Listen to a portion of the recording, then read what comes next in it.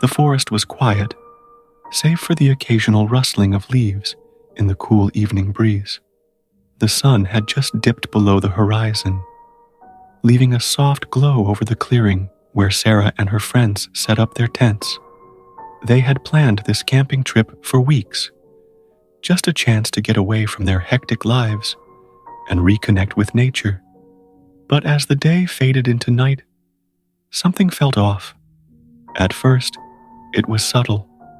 The air seemed heavier, thicker, like the forest was holding its breath. The trees loomed tall and dark around them, their branches swaying eerily in the wind. Sarah tried to shake the feeling, but the unsettling silence was hard to ignore. "Are you sure we're alone here?" Emily asked, her voice barely above a whisper. Sarah turned to her friend, attempting to smile. "Of course. It's just us out here. Maybe you're just spooked from the hike."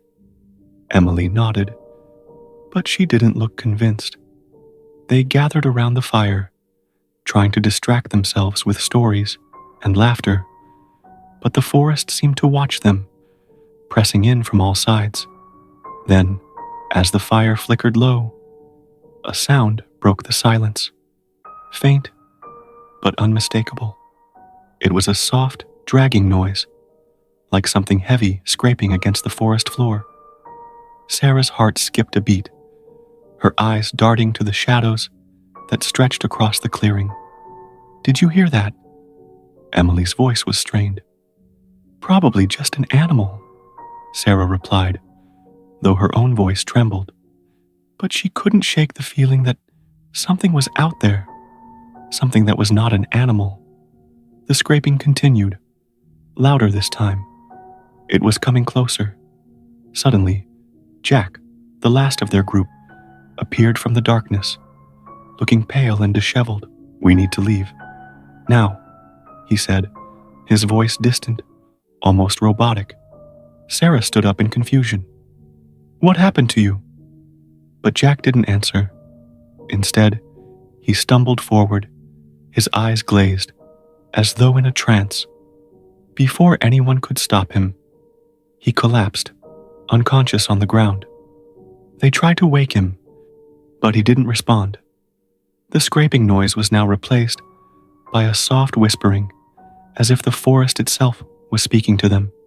Sarah's blood ran cold as the wind picked up, swirling around them, carrying the faint words, "Leave. Now."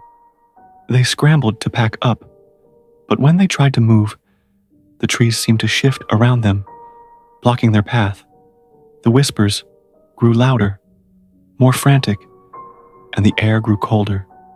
As they struggled to get back to the clearing, Sarah looked back toward the campsite, and that's when she saw it, a shadow, dark and shifting, standing just beyond the edge of the trees, watching them. They ran. They didn't stop until they reached the road, gasping for breath. But when they turned to look back, the forest was silent again, its eerie presence fading into the night.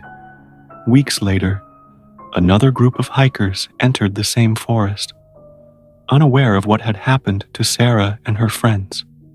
They set up camp, laughing and talking as if they were immune to the forest's strange atmosphere.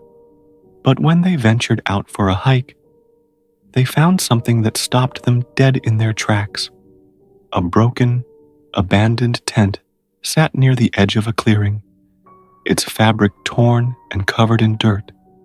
There was no sign of anyone, but as they investigated further, they found something strange.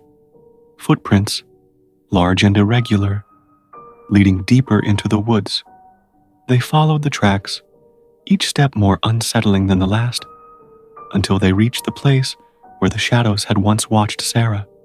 And there, lying in the dirt, was an old, faded photograph of Sarah, Emily, Jack, and the others, all smiling. But what caught their attention were the eyes.